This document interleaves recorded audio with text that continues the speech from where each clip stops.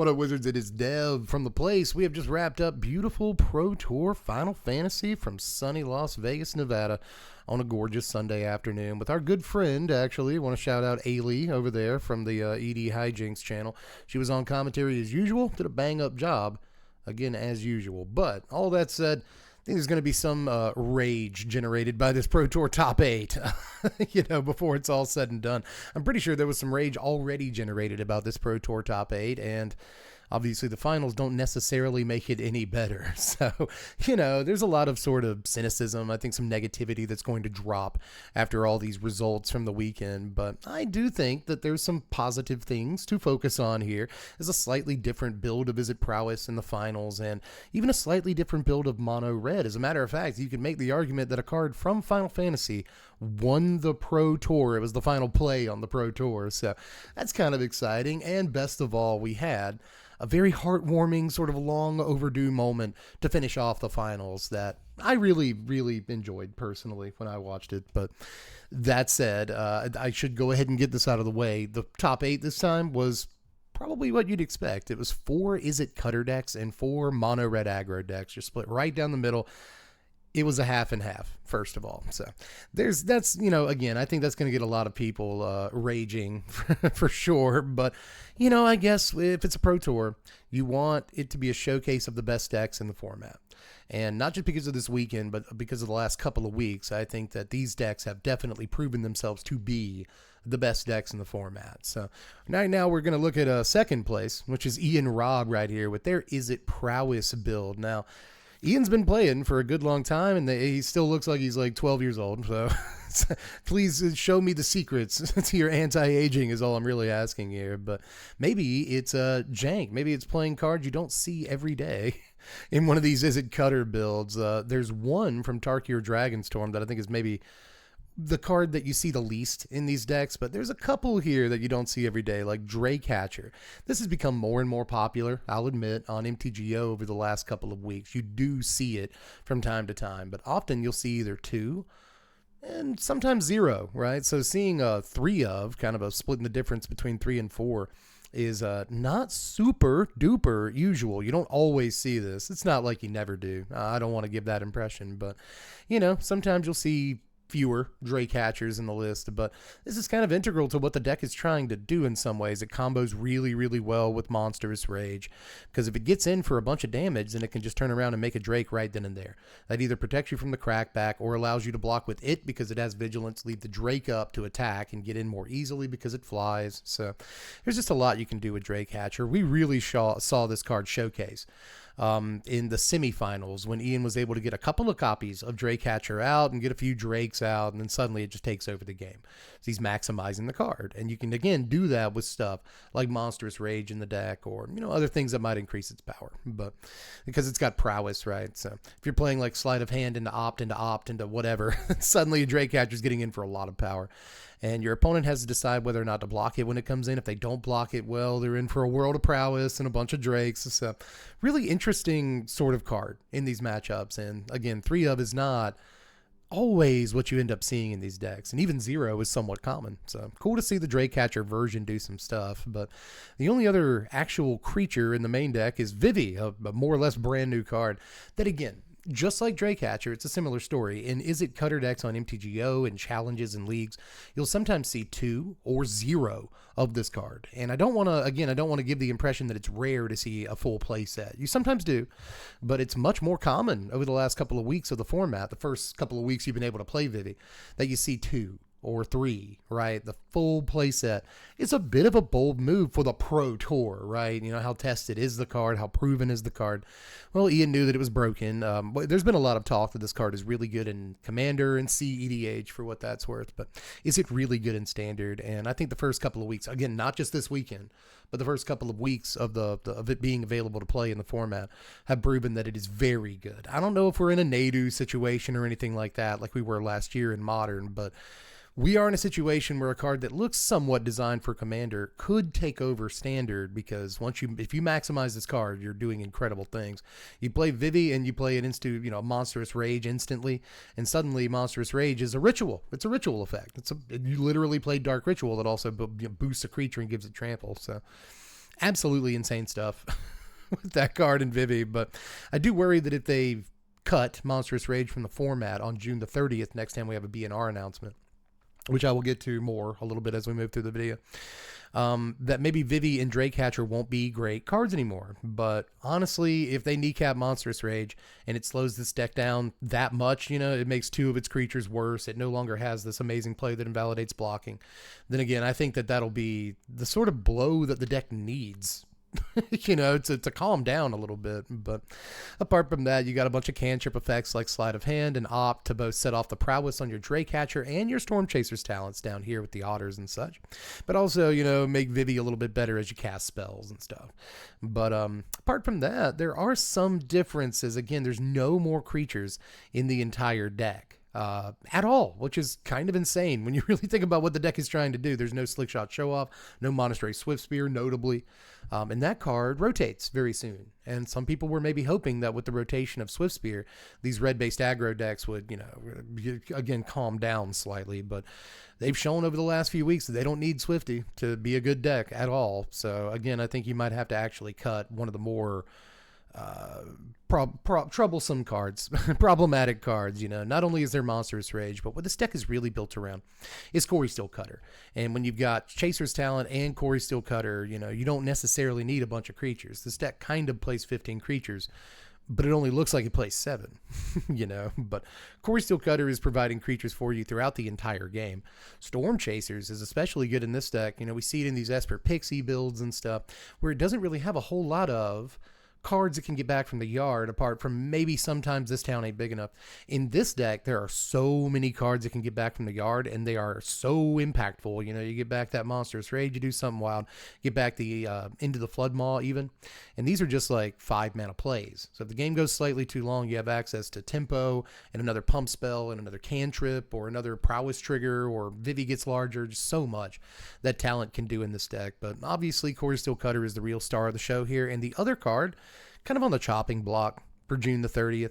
I was sure Monstrous Rage was going to get the cut already, but I think this weekend has helped convince me. If you saw the video where I talked about what might get banned, I was kind of on the fence about Cutter, and I think after this weekend, it is more likely to get banned. I still think they might say the format's adjusting, the card's new, whatever, we got to sell packs. That's a cynical read of that, but honestly, I'm not sure how worried they are about selling, Tarkir packs. I think they're moving on to the next with Final Fantasy at this point. They're more focused on that.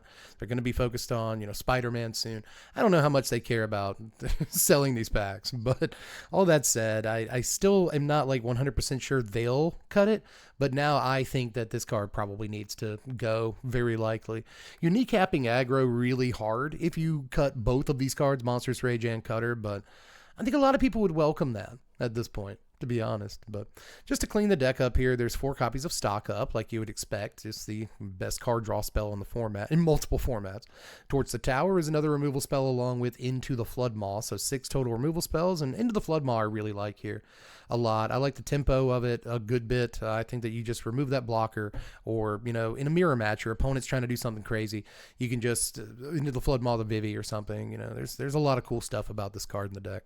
And then the 1 copy of Spell Pierce that's in the main, I think is actually a really neat addition to something like this. You don't see it in the main every single day, but it's good again in the mirror match. It's good against mono red. It's good against basically every other deck in the format. So yes to Spell Pierce. It makes perfect sense. But taking a look for just a second at the board here for the deck, there's a Row Crackling Wit, Lithomantic Barrage, a Braid to take out Corey Steelcutters in the mirror, Disdainful Stroke. There's a Get Out in here, very interesting inclusion. 2 more Spell Pierces, which is really the secret sauce of the deck.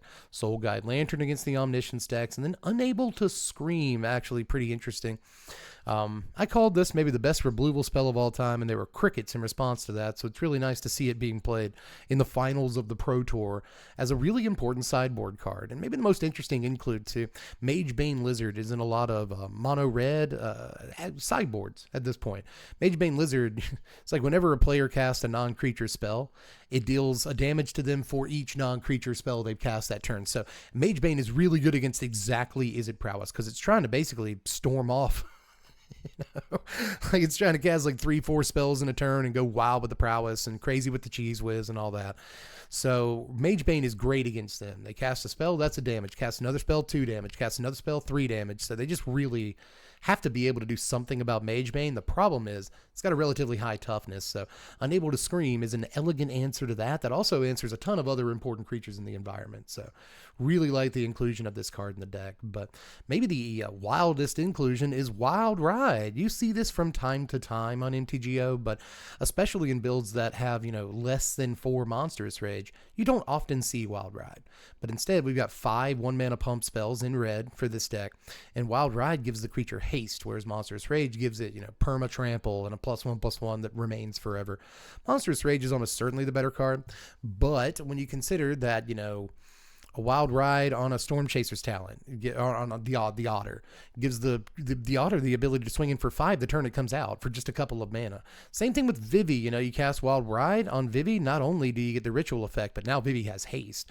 Draycatcher, cast it on Draycatcher, not only can it get in for a bunch of damage, but it can do so with haste the turn you play it, and all of these plays don't cost too much mana. So Wild Ride and interesting included a 2 of, and again, it's not super rare to see, but it's also not incredibly common. So a lot of interesting kind of calls for this build that I kind of wanted to point out. So good job, Ian Robb.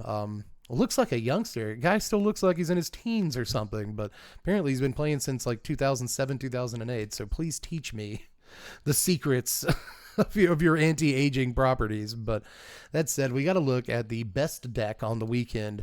I guess literally, and that is Mono Red Aggro over here from Ken Yukihiro. This is his 8th Pro Tour top 8, if I'm not mistaken, but his first Pro Tour win. And when he did win, he kind of broke down, and it was incredibly heartwarming to see. I honestly teared up myself a little bit, and I'm kind of getting emotional thinking about it right now. It was a heck of a final. I'll say that much. Ken won 3 games to 0, really asserting dominance over the Cutter deck, even though the Cutter deck got to go first. Like every game, Mono Red still just ran them over. And look at this build. You might expect the 4 copies of Monstrous Rage. That makes sense. There's 1 copy of Lightning Strike left over in here. Some Mono Red players have cut this entirely, or it's at a 2 of or something. Ken's just going with a 1 up. 4 Burst Lightning as you're expecting. 4 Screaming Nemesis in the main, 4 Manifold Mouse, 4 Hired Claw, 4 Heartfire Hero, 4 Ember Heart Challenger. I run through these cards because this is what you're used to seeing, I think, for the most part. There is 1 copy of Tersa Light Shatter in here as another 3-drop.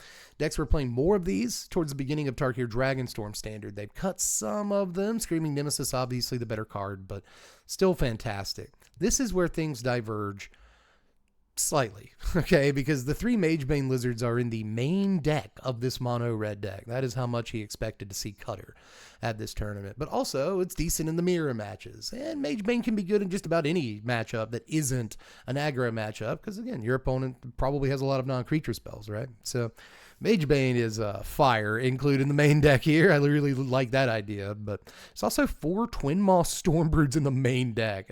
Sometimes you'll see anywhere between 2 and sometimes 3 Witchstalker Frenzy in the main deck of Mono Red. You rarely actually see this in the main. You will see it in the board, but if you do see it in the main, it's like 2 copies, But all 4 Twin Maws in here, it's just an instant or sorcery speed, 5 damage to anything. So basically kill any important creature in the environment, save for maybe Archfiend of the Dross or the 6/6 from Unholy Annex, but like nobody really plays the Demons deck anymore, and I don't really think there were too many of them at the tournament. So, you know that you just have to worry about 5 damage or 5 toughness and below, and Stormbrood's really good at dealing with literally everything for just a couple of mana, right? So, really not like gutsy, play set include of Stormbrood here, but apart from that, there's also 1 copy of Self-Destruct in the deck, which is actually what technically won the day for Yukihiro. Coming in with a Hardfire Hero, blowing it up with a Self-Destruct and dealing that last 4 damage that he had to do to take the game home. So the whole thing home, So just really cool to see a Final Fantasy card in the tournament, and one that I've speculated on a couple of times in the preseason.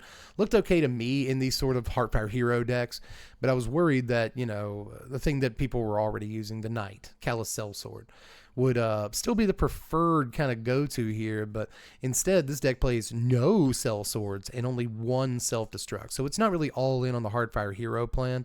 It's kind of all in on the get your face, Monstrous Rage your head off, Lightning Strike, Burst Lightning for the last couple of points of damage. Good old mono red, and it is a very, very strong deck right now, mostly due to the mouse package in Monstrous Rage. You've got Manifold Mouse giving things double strike, and then you hit them with the Monstrous Rage to also give them trample and +3/+0, and there's just it's really hard to play around that right now. So just a fantastic deck, and again, Ken finally wins the big one after a lot of trying, and if anyone in the world deserves it, it's Ken Yukihiro, man. Nippon Ichiban, for sure. Or I guess the Ichi of Nihon. I believe that's the best in Japan. And he not only is best in Japan, but he's the best in the world for this Sunday afternoon. So big congratulations to Ken Yukihiro. I know not everyone loves this deck, and Mono Red Aggro and the Cutter decks have kind of been the bad guys of the format for a little while now. So I know, again, a lot of people are going to be kind of upset about everything that's happened in this top 8, but again, I'm really happy for Ken here. If anyone in the world deserves it, it's him. In the sideboard, you see the 4th Magebane Lizard. You see more Sunspine Links, 3 copies of those, as you would expect to see. Lithomantic Barrage again. 2 copies of Suplex rather than a Braid to exile the Corey Steel Cutter. I like that. 3 copies of Torch the Tower in the board rather than the main, like we saw in the Izzet deck. 2 Soul Guide Lanterns for the same reason we saw in the Izzet deck. And then Case of the Crimson Pulse.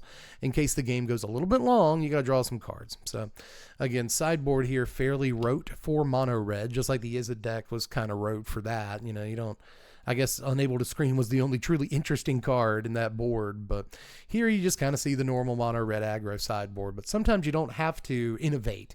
You just got to play the best deck, and you got to be the best one, getting the best draws on that weekend. And I think that at this point, Ken Yukihiro has proven that it's not always just about, who the luckiest player, who the player with the best draws or the best matchups was over a weekend. At this point, if you get to the top 8 times in your career and win one especially, I think you've proven that there is a level of talent inherent in the playing of this game, and that even though you're playing Mono Red, you're not necessarily playing on easy mode, especially when you're playing against some of the opponents he had to plow through to get to where he ended up, So in his career, he has played against hundreds, I'm sure, of the best players in the world. At the very least, many, many dozens of the best players in the world. And it's good to see Ken, Ken, his job is magic, can actually, get there. Again, it's very heartwarming. He broke down. He had like 50 friends with him that swarmed him when his interview with Ailey was done. So again, just maybe the best moment of the weekend by a lot. And even though not everyone loves this deck, it is emblematic of the fact that there are still moments in competitive Magic that can move you. And that meant something to me watching it, at least. So hate on the decks all you want, but these are real people with real struggles and real triumphs at the end of the day that are playing this game. And sometimes that's the best part of the game, right? So that's all I've got for this one. Just check the deck lists in the description if you want to see these more, I guess. I rarely ever get to talk about the actual best decks in Standard, and that's what we're getting to do today. And I'm kind of out of practice on it. I usually talk about jank, but that said, I still do follow competitive Magic and the best decks in the format and all that stuff. And it's kind of nice to actually be able to talk about them as much as people hate them. I think there is tech involved in this. There is, actual big brain plays you can do with your Mono Red deck. And we saw a bunch of those just over the semifinals and finals. So hope you guys enjoyed Pro Tour weekend. I will be back with you very, very soon. I have been Deb from The Place. Thanks for watching, Wizards. Spread love and be kind.